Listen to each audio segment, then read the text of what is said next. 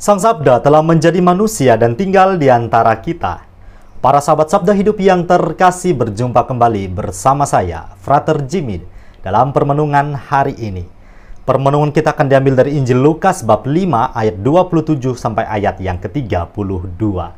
Mari kita mempersiapkan hati kita untuk mendengarkan dan merenungkan sabda Tuhan. Dalam nama Bapa dan Putra dan Roh Kudus. Amin. Semoga Tuhan beserta kita sekarang dan selama-lamanya. Inilah Injil suci menurut Lukas. Dimuliakanlah Tuhan.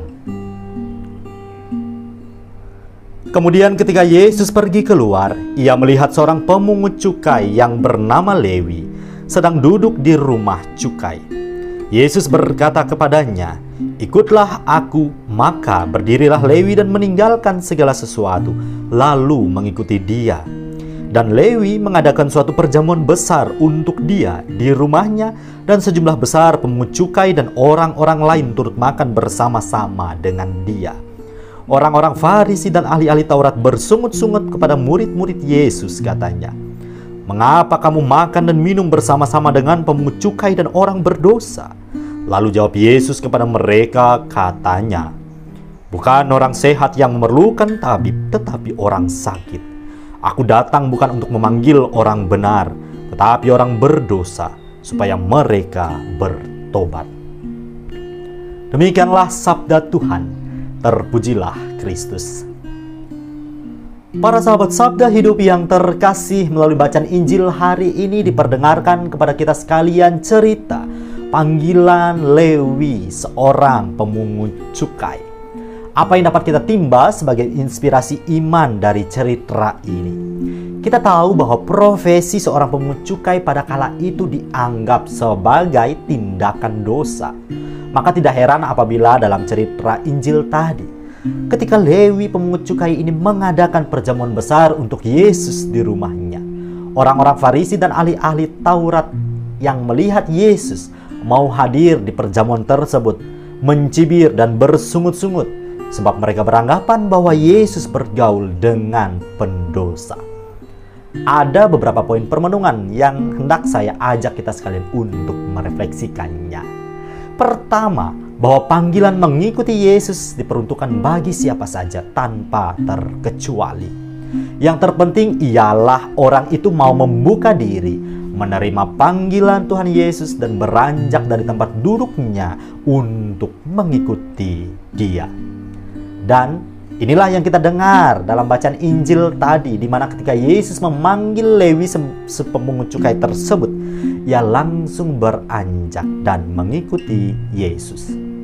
Kedua, kita dapat menemukan makna di balik panggilan Tuhan Yesus kepada Lewi sepemungut cukai ini, yakni panggilan untuk masuk pada pertobatan. Yesus menegaskan bahwa ia datang bukan untuk memanggil orang benar, melainkan memanggil orang berdosa supaya mau bertobat. Kita tahu bahwa pekerjaan pemungut cukai dianggap sebagai tindakan dosa.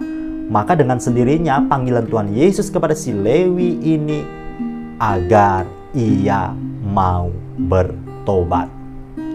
Para sahabat Sabda Hidup yang terkasih, panggilan Tuhan Yesus ini tentu juga diperuntukkan kepada kita sekalian, bahwa kita dipanggil untuk masuk pada pertobatan yang sejati. Mau membuka diri, mendengar suaranya, mengiyakan panggilannya, disitulah hidup kita akan dibaharui. Ketiga, belajar dari cerita orang-orang Farisi yang mencibir Yesus, juga memberi penilaian negatif terhadap Lewi tadi. Sekiranya hal ini masih relevan dengan kehidupan kita sehari-hari. Terkadang kita mudah menilai negatif orang lain, membicarakan kekurangan sesama, merasa diri paling oke, paling baik, dan pokoknya merasa bahwa diriku lebih dari yang lainnya.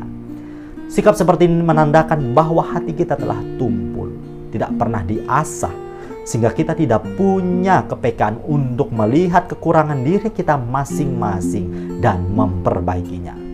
Maka para sahabat yang terkasih, di masa Prapaskah ini kita sungguh diajak untuk semakin getol membina iman kita.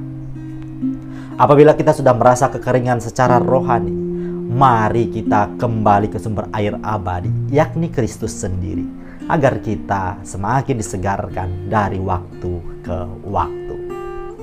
Selamat beraktivitas, selamat merenungkan. Allah yang Maha Kuasa memberkati kita, melindungi kita terhadap dosa, dan menghantar kita ke hidup yang kekal. Amin. Dalam nama Bapa dan Putra dan Roh Kudus. Amin.